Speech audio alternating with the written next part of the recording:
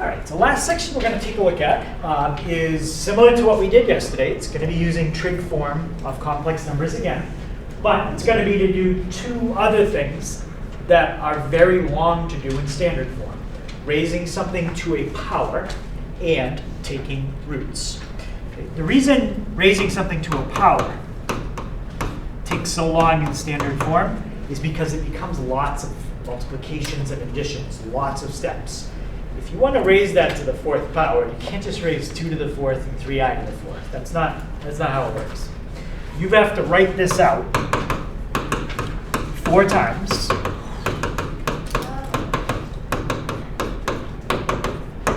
And now you need to FOIL it. So there's some shortcuts, because when you FOIL the first 2 together, that's going to come out the same as FOILing the last 2.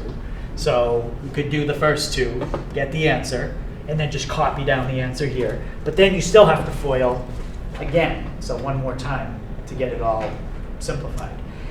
And that's only to the fourth power. So if it was something like to the 45th power, well, now you have to write it 45 times, and there's a lot of FOILing to be done out. If we do it in trig form, it doesn't matter if you want to raise it to the fourth power or the 4,000th power. We can do it in the same amount of time. Right? But it relies on understanding how to put something in trig form. All right. So I'm going to show you the pattern for when you raise something like this to the second power. Okay, we'll start with the second power. Okay. So I have a complex number z, and what form have I generically written it in? Yeah, trig form. Z would have an r and it would have a theta, kind of like this problem, right? Well, we'll do one. Okay, but it would have an r value and it would have a theta value. If you want to raise a complex number in trig form to a power, you only have to do 2 things. You don't have to write it out 45 times and then FOIL it. The 2 things you have to do is raise the radius to your power.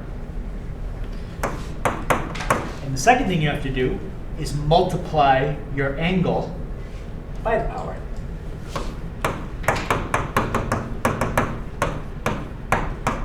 And that takes the place of having to write down, this is just squaring, so it's not too bad, but it takes the place of having to do something like 2 plus 3i, writing it again, and then FOILing it all out. And then combining like terms and changing your I squares to -1. You don't have to worry about any of that if you use trig form. Do you have to do anything for the angles at all, or just square the radius? Well, you raise the radius to your power, and you multiply your angle by the power.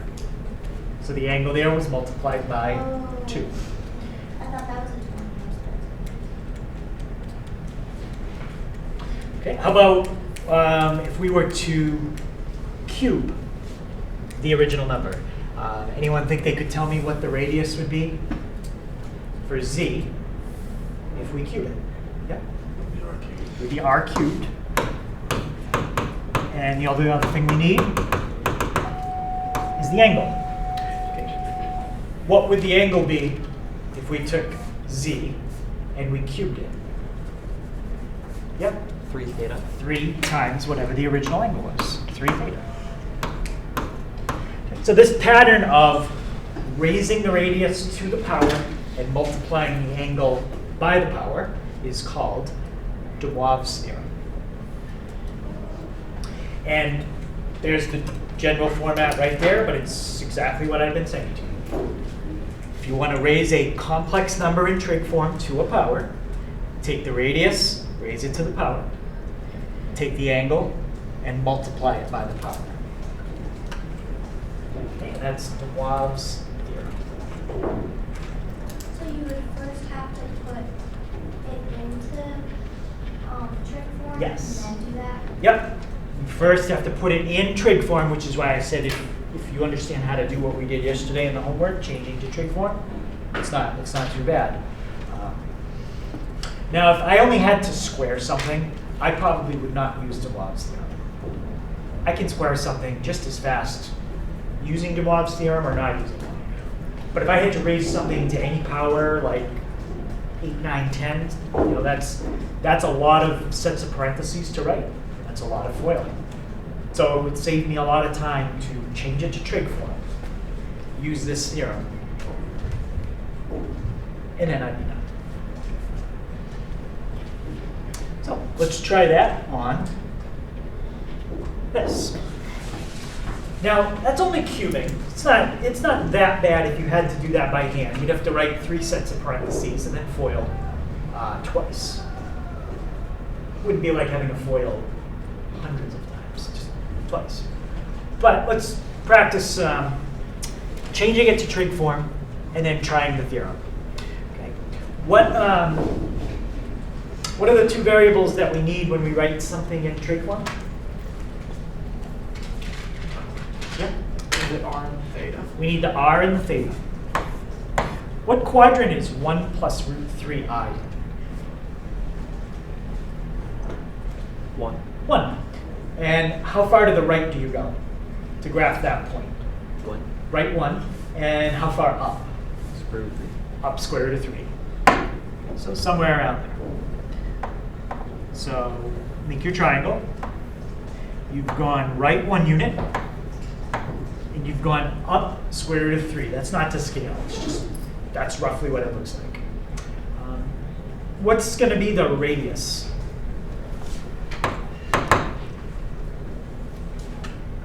Yep. The square root of 1 squared plus 3. Okay. So. Do you want me to what do would it that out? be? Yes. Oh, square root of 4, so 2. 2. Yeah. The radius here is going to be 2. All right. Now the angle. If we're not sure, we have a formula we can use. What's the formula if we're in quadrant 1? Yeah.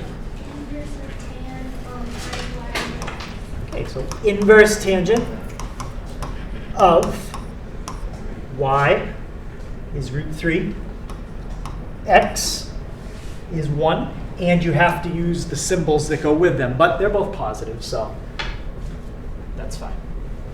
Okay, so inverse tangent of square root of 3, and that's going to give you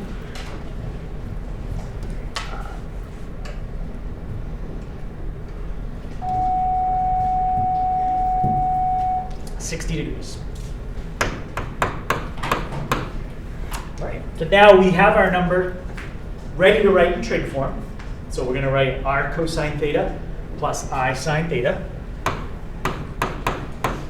Cosine theta, I sine theta. And we're going to raise that to the 3rd power. Okay. To raise that to the 3rd power, we're going to use the theorem on the left. What's going to be my new radius when I raise that point to the 3rd power?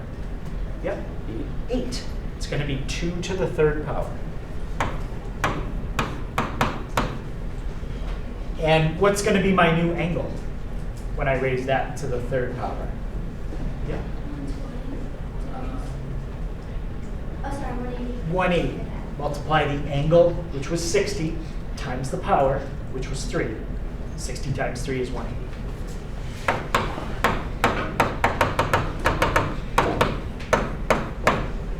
Okay, and of course, 2 cubed, you could simplify that to 8.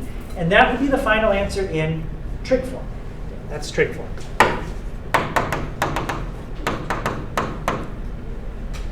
If they want the final answer in standard form, then you need to distribute this out. 8 times the cosine of 180. Okay, let's see what that is. 8 times the cosine of 180 gives us negative 8. And then 8 times the sine of 180. 8 sine 180 gives you 0. So we get 8 times the cosine gave me negative 8. 8 times the sine gave me 0. And I left the I right where it was. But The I isn't going to matter because we're going to multiply it by 0. And in standard form, the final answer is negative 8. If you want to put plus 0i, you could. That would be fine on the test. Or you can just put negative 8. That's standard form.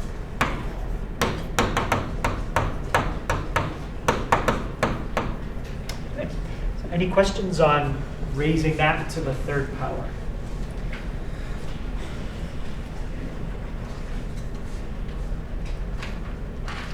Try another one. This is not one I would want to do by hand now. It's getting a little too big with the power. That's to the 8th power.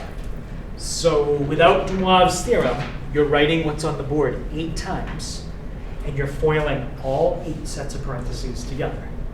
And there'd be a lot of repeating in there, so there might be some patterns and some shortcuts, but it's still going to be a lot of steps. So let's change it to trig form, and then we can make this very simple. All right, let's draw it. What quadrant is example 2 going to be in?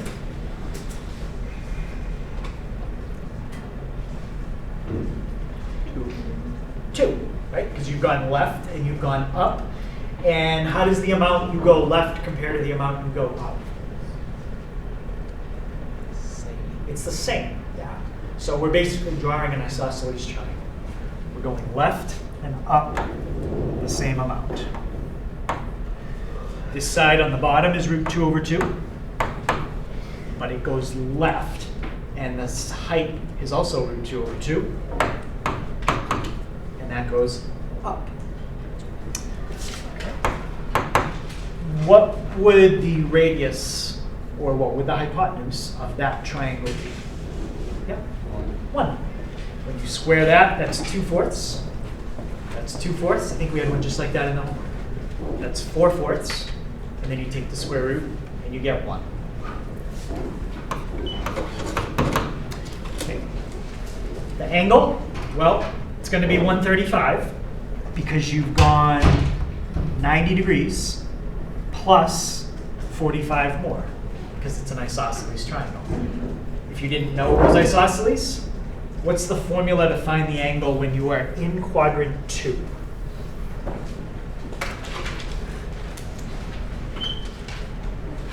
Is it the tan one? Or is it the 180? Something with tan. Inverse tan. What's the inverse tangent of, is it y over x? Y over x. And then for quadrant 2, it's plus 180. Yeah. And because y and x are opposites, when you divide two numbers that are opposites, you get -1. So that's the inverse tangent of y over x plus 180, and that's how I get 135. If we type all the square root stuff over 2 into the calculator, we still get that answer. Yeah, if you type it in with all the parentheses and fraction signs, yeah. Yeah, you'd have to type it in as inverse tangent of root 2 over 2 over negative root 2 over 2, boom, boom. You have to type it in just like that. It's a lot more work to type it in like that. Okay, so we've got our radius, and we've got our angle. Bless you. What do we do with this radius to get the new radius? This is the radius and the angle of the original problem. I want to raise the original problem to the 8th power. Yep. Yep. So what do we do to get the new radius? You have to do 1 to the 8th power, so you just So raise the radius to the 8th power. That did so much. Yeah. Anytime the radius starts as a 1, it's going to finish as a 1 when you're raising to a power. You can't ever change. So the radius gets raised to the 8th power. And what happens to my angle?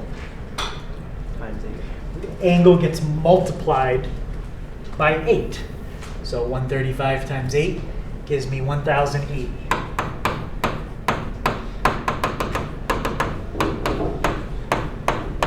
Now, they may say not to leave the answer with an angle bigger than 360. So how can you make 1,080 smaller? but equivalent to what we have. Yep. You could subtract 360. Yep, we can subtract 360, and we can keep doing it as many times as we want until if we did it again, we'd go negative. Don't do it if you're going to go negative. So we see that 1080 is really 4 revolutions, 1080. So that's the same as 0. So our final answer is 1 cosine 0, I sine 0. That is what you get if you raise that to the 8th power in trig form. And we did not have to write 8 sets of parentheses and do any kind of foiling at all. Yep. Do you have to like show that you rotated? Like the. As long as you show this is fine. Yeah. Okay. Just that to that. Yep. And then what would we do if they wanted the answer in standard form? Yep. Sorry, would you put the 8 on that second thing you did? Like next to the 1? I would simplify 1 to the 8th. Okay. Because it's just 1 times 1 8 times. Yeah. So I just put 1. That's trig form. How would we change that to standard form?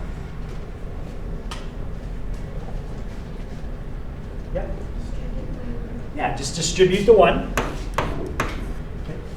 I know that the cosine of 0 is 1. Just from using the unit circle. I know that the sine of 0 is 0. So what I end up with when I distribute is 1 times 1 plus, I have an I, but then I have 1 times 0.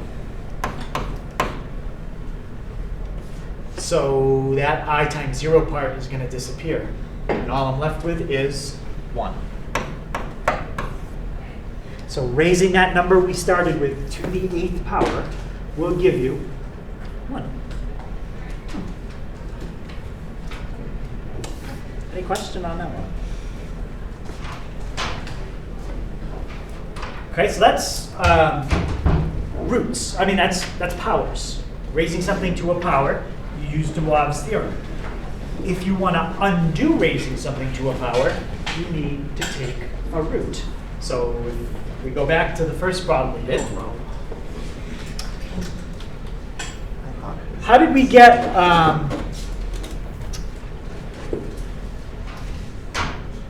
get to this answer, negative 8? What was it that we had to do in example 1?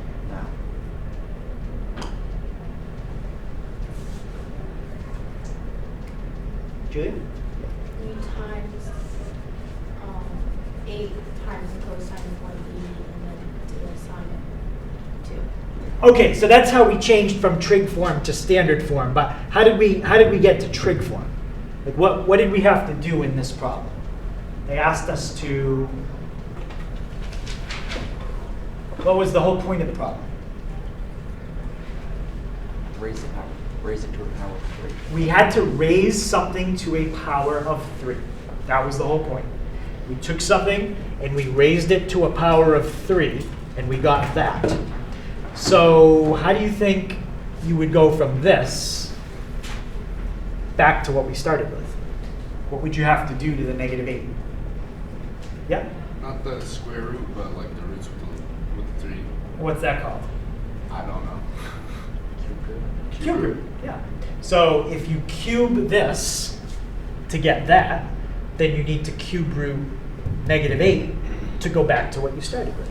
Right? And that's what we're going to look at how to do. Okay, we're going to do the opposite of what we just did. Take a root. Any question on that idea? So we're going to try to reverse this process. I just asked you that question. So in example 1, how would we reverse cubing something? You would cube root it. So if we look back at the original problem that we had, we got negative 8 as the answer. So if you take the cube root of negative 8, you would get, what was the original problem we had? 1 plus root 3i. That was the original thing that we had. So that is the cube root of negative 8. But how do we get that? I have to show you. And notice I wrote, when you take the cube root of negative 8, 1 plus root 3i is one answer. Because when you take roots, you always get multiple answers. For example, when you do a square root, what's the square root of 16? Plus or minus 4. If you do a square root, there's 2 answers. When you do a cube root, there's 3 answers. There's always as many answers as the type of root that you're doing. And yes, you have to find them all. Right? So if you're doing a 20th root, you would have 20 answers you need to find. We're going to try up to like a 5th root. So we'll have 5. Please no 20s. What's that? Please no 20s. 20s? No. If you can find 1, you can find 100 of them. It's not hard. It's just, it gets to be time consuming because it's lengthy. Just because you have to keep doing the same thing over and over and over and over 20 times. But there's a pattern to all the answers. Okay, so we're going to try maybe 3 answers first, and then we'll do one with 5 answers. All right. So I think, actually, we're going to do 4 answers first. The easiest way to find the roots is I will show you a problem as I give you the steps. All right. So to find roots, the first thing we have to understand is how to set up the equation we need to solve. Let's say that somebody asked me to find the cube root of 10. I want to know the cube root of 10. That means something times itself 3 times has to give you 10. So I was trying to explain that to somebody as an equation. I would say that there's some number you can raise to the 3rd power and get an answer of 10. If you can figure out how to solve that equation, then you know how to find a cube root. Because that's what this would give you when you solve it. It would give you the cube root of 10. So that's the first thing to understand. The equation you need to set up is z to a power equals a number. Okay. What power and what number? We don't know. That's what they're going to tell you in the problem. This number is going to represent the root you're trying to find. Like I said, cube roots of 10. That's why I used a 3. This number is what you'd be trying to find the cube root of. And I said 10. If I said cube root of 12, then I would have put a 12 on the right side. Okay, so those 2 numbers have to be given to you in the problem. The root you're trying to take and what you're taking the root of. Now, in our problems, the 2 numbers that we're filling in, 2 numbers I have circled, the one on the right can be a complex number. Like I could say find the cube roots of 1 plus 2i. I don't just have to say find the cube roots of something like 10. It can be a complex number. Okay, so keep in mind, that's what that symbol means. We are dealing with complex numbers.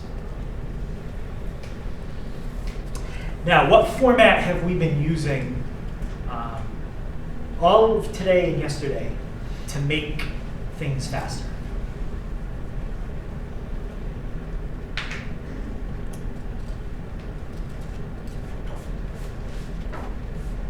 Yep. Trig form. Okay, so we're going to continue using trig form. If you have something in standard form, no good. First thing you have to do is change everything in your problem to trig form. Yes? What is the little e next to the baby?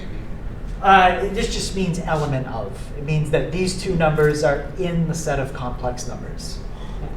It's just, instead of writing in the set of complex numbers, that's math. That's math talk. Wow. Yeah. But yeah, it's like a little, it's not critical. You could just write down Z and A are complex numbers. You could write it like that. All right, so let's start with step 1. Take the equation that you're trying to solve and rewrite it in trig form. Okay, we're going to do the one that's on the right. So the question is asking you to find fourth roots. And they use kind of a funny word there. They say fourth roots of unity. It's the only time they ever use that word. Unity just means one. So what they want you to do is find the fourth roots of 1. That's all. If they want you to find any other number besides 1, they just say the number. I don't know why they use that word for 1. All right. When we write something in trig form, what are the 2 letters that it's going to have? Yep. R and theta. Now, this is what I'm trying to find. I'm trying to find the answers to the fourth roots of 1 in trig form. I don't know the answer yet, but I know when I find it, this is going to have an R value, and it's going to have a theta value. So just write Z like this. It's going to have an R value, and it's going to have a theta value. What are the R and theta values right now? I don't know. I'm going to try to solve for them.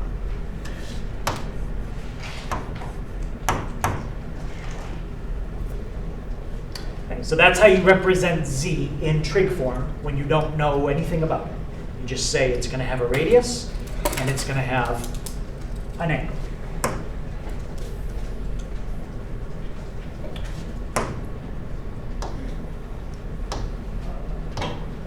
And that's exactly what I just wrote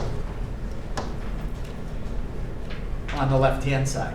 So I have R cosine theta plus I sine theta. And here I just used an n because in general you don't know what the power is going to be. But in our problem, I know it's a 4. So that's why I filled in a 4. Okay, so the left side always looks just like that. Just the n can be a different number depending on your problem. To figure out the number that n is, you just look right here. It's whatever number is right there. In our case, it's a 4. Now, the right-hand side. On the right-hand side, I need to figure out what these 2 things actually are. Those are going to be values. Okay. Look at the right-hand side. What's the imaginary part if I wanted to write that out for the number 1?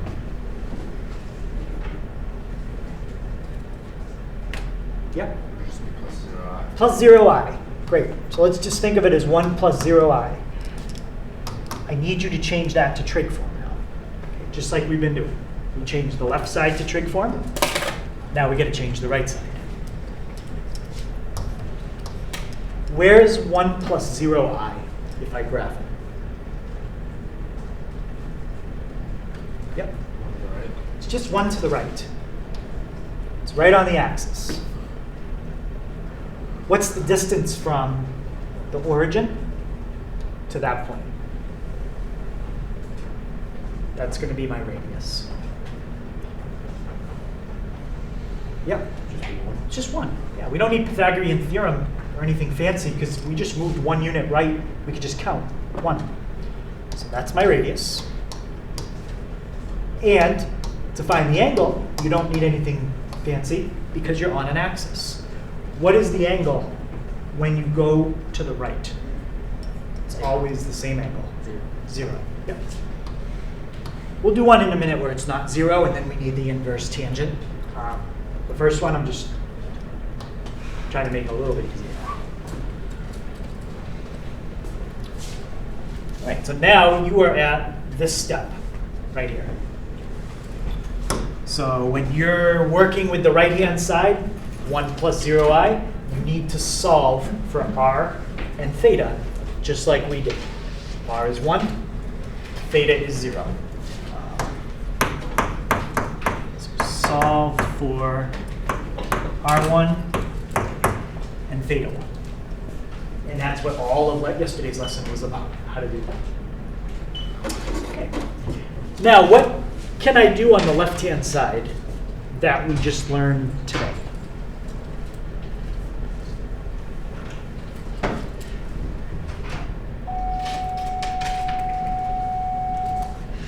I want to simplify the the left-hand side, and it's something that we learned how to do today.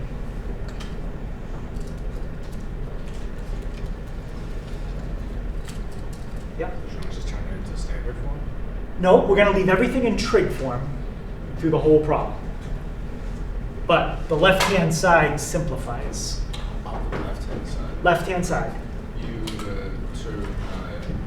distribute the exponent to all the stuff. So what would you get? R cubed. R. Or how do you say to the fourth? We just say to the fourth. Okay. And then cosine 4 theta plus I sine 4 theta. Exactly. I usually do this step when I do that last step. But if I want to write down every single step one at a time, you raise the radius to the fourth power, and you multiply the angle by the fourth power. And copy down the right-hand side.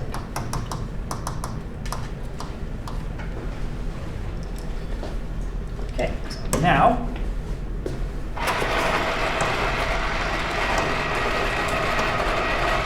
you should have something that looks like this now. You have r to a power, and you have cosine of an angle times a power. So in our case, if you change the n's to 4's, that's exactly what you have on the left side. Okay. How many letters are there on the left-hand side that we need to figure out?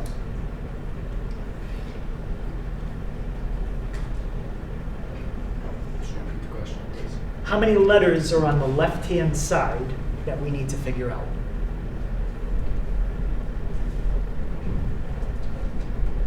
Two. What are the two letters? Theta and R. Theta and r. We need to solve for both of them. If you need to solve for two letters, you need to write down two equations. One equation to find r, one equation to find theta. What's the expression on the left-hand side that has r in it? What does it say?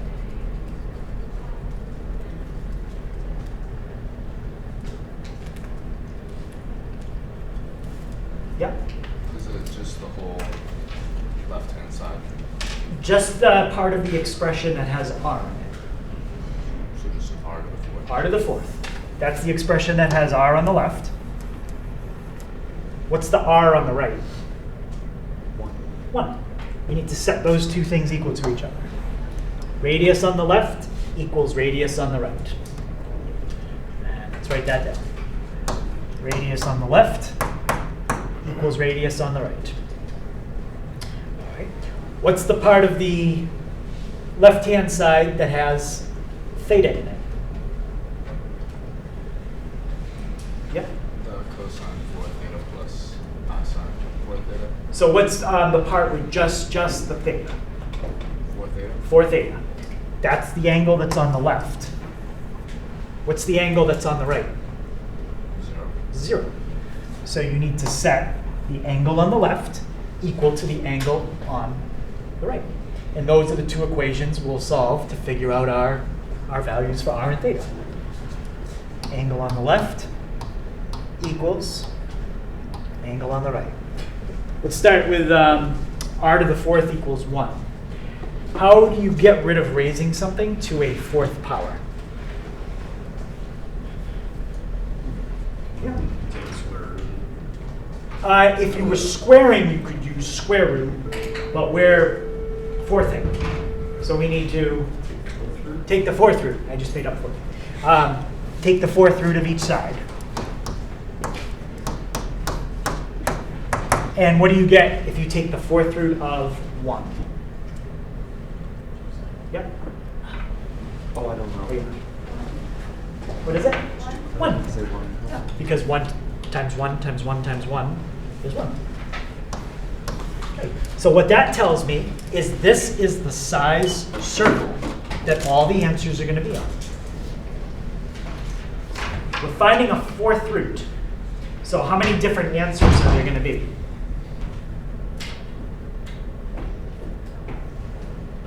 Caleb? 4. Yep. 4.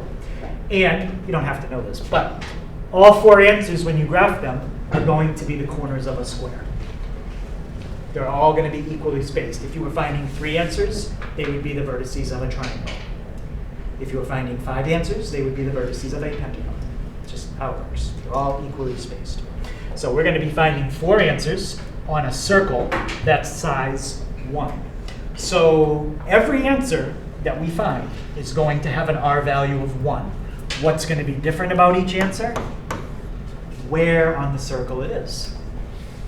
Here, here, here, and there. And those are the vertices of a square if you connect them. So the angle is what we're going to get multiple answers for. 4 different angles. And they're all going to be 90 degrees apart on the circle. Because if you rotate every 90, that's how you make a square.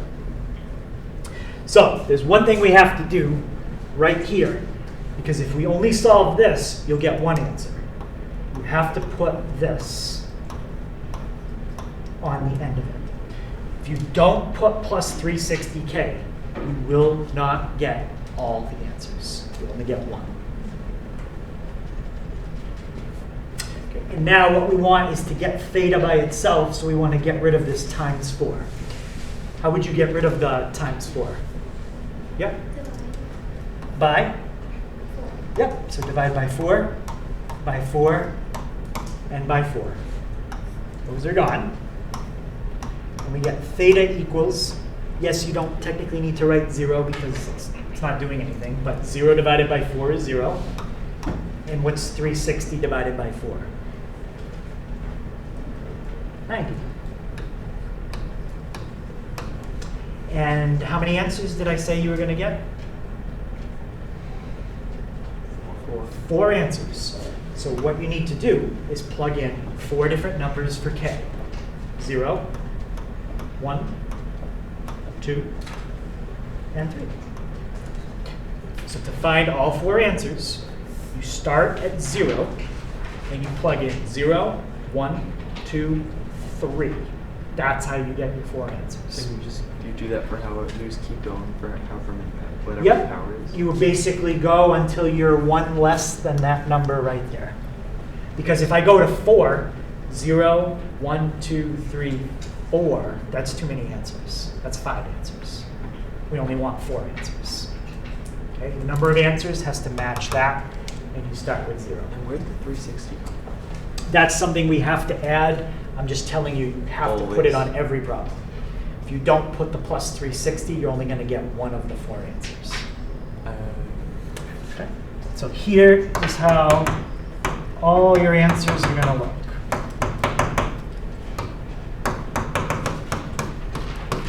Okay, we're going to have 4 answers. Every answer has the same R value. So let's write them all down. 1 cosine, I sine. I'm going to take that, and I'm just going to copy it.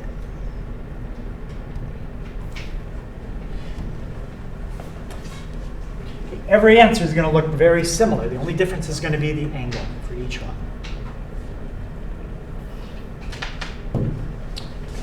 So now we just have to fill in the angles. So use this formula and start by letting k equal 0. What's 90 times 0? 0. What's 0 plus 0? 0. That's your first angle. 0, 0. Okay. Whoops. We're doing the k values I wrote down. 0, 1, 2, 3. I didn't mean to put 1, 2, 3, 4. Next one. Plug in 1. What's 90 times 1? 90 plus 0. 90. That's the second angle. That is the second answer to the problem. It's located on a circle that has a radius of 1, and it is straight up on the circle. It's at the top. Okay, next value you plug in for k is 2. What's 90 times 2? 180 plus 0. 180. That is the third answer to the problem. So that's why I'm saying if you had 20 answers, it's not that hard to write down 20 more. It's just it's going to take me a while to keep plugging in 0 through however many numbers I have to do. Okay. Third answer. What's 90 times 3? 270 plus 0? 270. And this number is not always a 0. Okay, if it's a 10, you got to add 10. And those are my 4 answers. Okay, I could change any one of them to standard form if they asked me to. I'd have to take the 1 and distribute it out. I'm not going to do that. I'm just going to leave all my answers in trig form. So that's a 4th root. I think the highest problem we're going to end up doing is a 5th root, which means you just have to plug in a 4 and write one more answer. So we'll practice another root problem tomorrow. I had one more, but we're done everything for the week. So we can go over the homework, take as much time as we need, maybe do a couple more root problems, and then I'll put the review guide online, and whatever's left, you'll have time to work on the review in class. So the last one I had was example 6. It's a 5th root, but we'll do it tomorrow. You said the review guide's actually. I think we're going to get to the review in class. Yeah, if we don't get to the review and I don't have a chance to assign it, then it would be extra credit. But I think we're going to finish everything for the week. I do want to do this question tomorrow when we do the homework. Okay, so the homework is 3 through 5, 8 through 12, 26 to 28, and 35. Okay, on the homework, let me just double check the directions. 26 to 28. Okay, they do say on 26 to 28, graph each of your answers. You don't have to graph anything. Okay, so when they ask you to do graphing, don't do any graphing in the homework, because you don't have to do that on the test. Okay.